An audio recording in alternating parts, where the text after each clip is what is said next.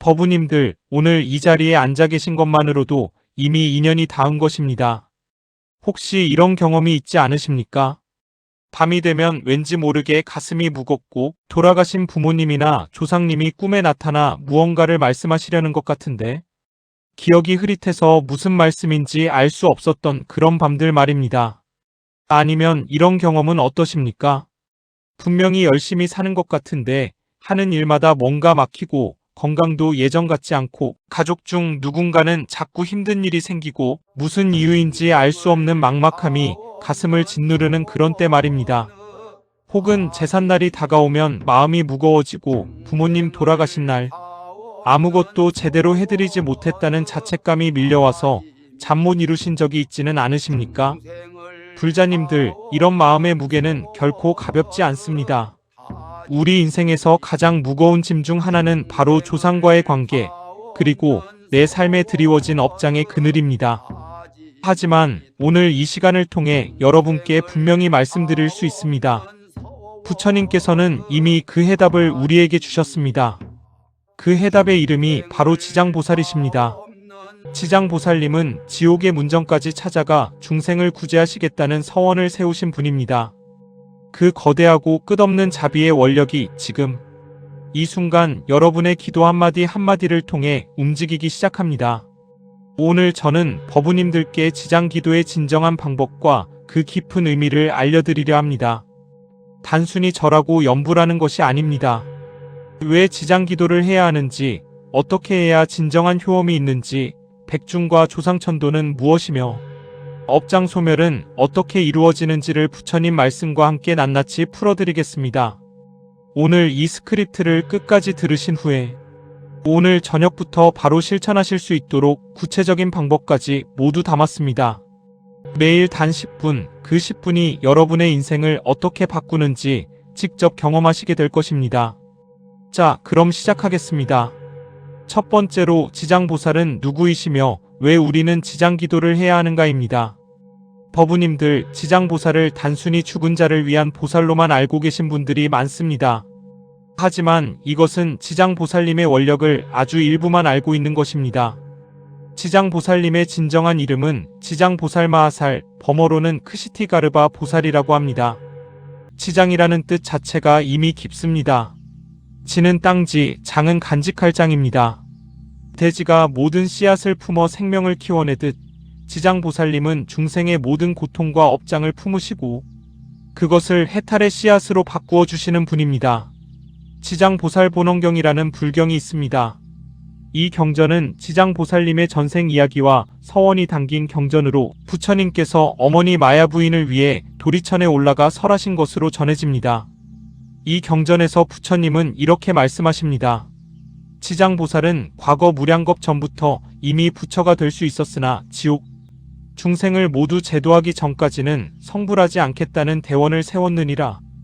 이 말씀의 깊이를 한번 생각해 보시기 바랍니다. 부처가 될 수 있음에도 불구하고 지옥의 마지막 한 중생까지 구제하겠다고 서원을 세우셨다는 것입니다. 지옥 중생진공화 불치보리, 이 말씀은 지장경 전체를 꿰뚫는 핵심입니다. 지옥이 비기 전에는 성불하지 않겠다는 이 서원, 얼마나 광대합니까? 법우님들, 그렇기 때문에 지장보살님은 특별히 세 가지 부류의 중생을 위해 존재하십니다. 첫째는 돌아가신 조상님과 가족입니다. 둘째는 무거운 업장으로 인해 삶이 고통스러운 살아있는 중생입니다. 셋째는 임종을 맞이하는 중생입니다. 이 세 가지 모두 우리 삶과 직결됩니다. 조상님들의 명복을 빌고 내 삶의 업장을 소멸시키고 나 자신의 좋은 임종을 준비하는 것, 이 모든 것을 지장기도 하나로 이룰 수 있습니다. 지장보살본원경에는 광목녀라는 여인의 이야기가 나옵니다. 이 이야기가 오늘 주제의 핵심을 담고 있습니다. 광목녀의 어머니는 생전에 살아있는 물고기와 동물을 즐겨 먹고 갖가지 악업을 짓다가 세상을 떠났습니다. 딸 광목녀는 어머니의 영혼이 어디에 있는지 너무도 걱정이 되어 아라한에게 부탁해 어머니를 찾아보니 어머니는 지옥에서 고통받고 있었습니다. 이에 광목녀는 어머니를 위해 지극정성으로 부처님께 공양을 올리고 부처님의 형상을 조성하고 간절히 기도하였습니다. 그러자 꿈에 부처님이 나타나 광목녀에게 이렇게 말씀하셨습니다. 내 어머니는 머지않아 내 집에 태어나리니 배고프고 추운 느낌을 알게 되면 바로 그 아이가 내 어머니니라. 그 후 광목녀의 집에 하녀가 아이를 낳았는데 그 아이가 태어나자마자 어머니임을 알리고 전생의 죄업으로 인해 고통받았음을 이야기하며 딸의 지극한 기도 덕분에 구원받았다고 말했다는 것입니다. 법우님들, 이 이야기가 전해주는 메시지는 무엇입니까? 자식의 지극한 기도가 조상의 업장을 녹인다는 것입니다. 단순히 미신이나 전설이 아닙니다. 불교의 핵심 교리인 인과와 업의 법칙에 따르면 정성스러운 기도의 공덕은 실제로 사후 세계의 영혼에게 전달될 수 있습니다. 이것이 바로 지장 기도를 해야 하는 근본적인 이유입니다. 그렇다면 현실적으로 어떻게 적용하면 될까요? 법우님들, 지장 기도를 처음 시작하실 때는 먼저 마음의 준비가 필요합니다. 향을 하나 피우고 잠시 눈을 감고 마음속으로 이렇게 생각해 보십시오. 내가 지금 이 자리에 있는 것은 조상님들 덕분이다. 나의 몸은 수많은 조상님들의 삶이 쌓여 이루어진 것이다. 그 조상님들을 위해 나는 오늘 이 기도를 올린다. 이런 마음가짐 하나만으로도 기도의 질이 완전히 달라집니다. 지장보살님을 단순히 죽은 자의 보살로 여기지 마시고 내 삶의 근원인 조상과 연결된 자비의 통로로 여기십시오. 그 인식 전환이 기도의 시작입니다. 두 번째로 지장 기도의 방법, 어떻게 해야 진정한 효험이 나타나는가입니다. 법우님들, 절에 가면 스님들이 지장 기도를 합니다. 하지만 많은 분들이 방법을 몰라서 시작을 못 하십니다. 혹은 방법은 알지만 형식만 따르고 마음이 당기지 않아 효험이 없다고 느끼시는 분들도 계십니다. 오늘 저는 집에서 혼자 하실 수 있는 가장 정확하고 효험 있는 지장기도 방법을 알려드리겠습니다. 먼저 지장기도의 핵심 연불은 지장보살본원경에 근거합니다. 부처님께서 말씀하시기를 누구든지 지장보살의 이름을 듣거나 형상을 보거나 개송을 읊거나 공양을 올리거나 공경하는 마음을 내기만 해도 28종의 이익을 얻으리라 하셨습니다.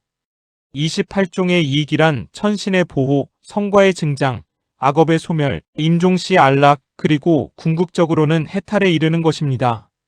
그 출발점은 단 하나, 지극한 마음으로 지장보살의 이름을 부르는 것입니다. 나무지장보살마하살. 이 6글자가 지장기도의 전부입니다. 하지만 이 단순함 속에 무한한 깊이가 있습니다. 나무는 귀해한다는 뜻입니다. 지장보살마하살의 원력에 내 마음을 온전히 맡긴다는 것입니다.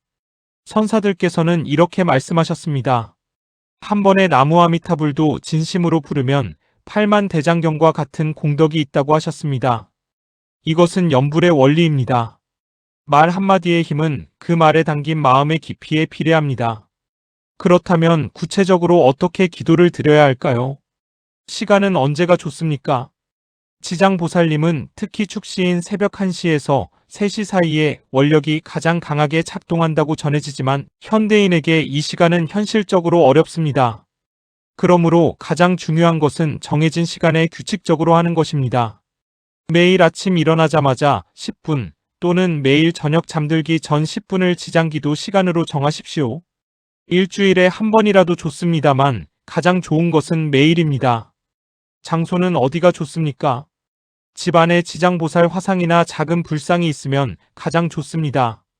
없으시다면 지장보살 사진이나 그림을 프린트해서 향 한 자루와 함께 놓으시면 됩니다.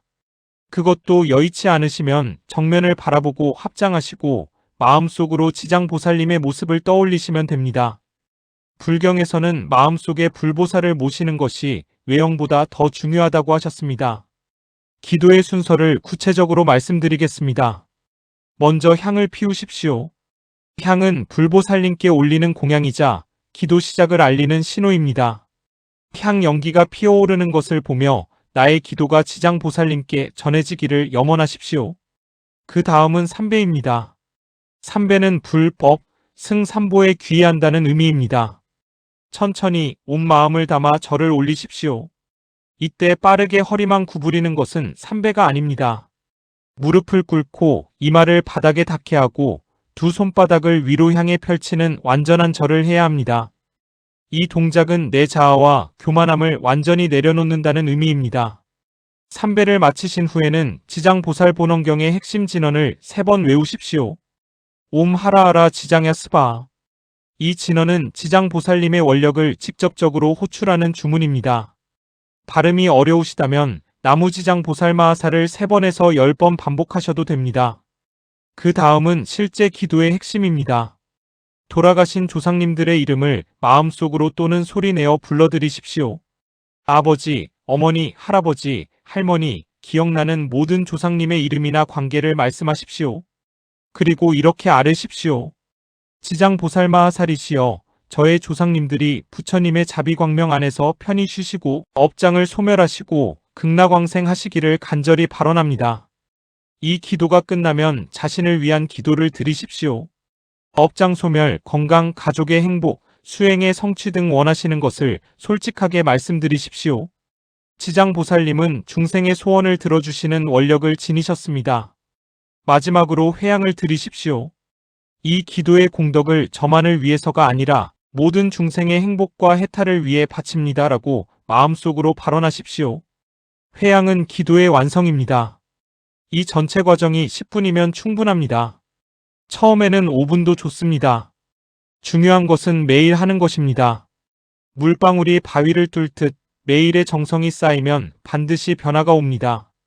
실제로 지장기도를 꾸준히 한버부님들의 이야기를 들어보면 꿈에 돌아가신 부모님이 평안하고 밝은 모습으로 나타나 인사를 하고 가셨다고 합니다.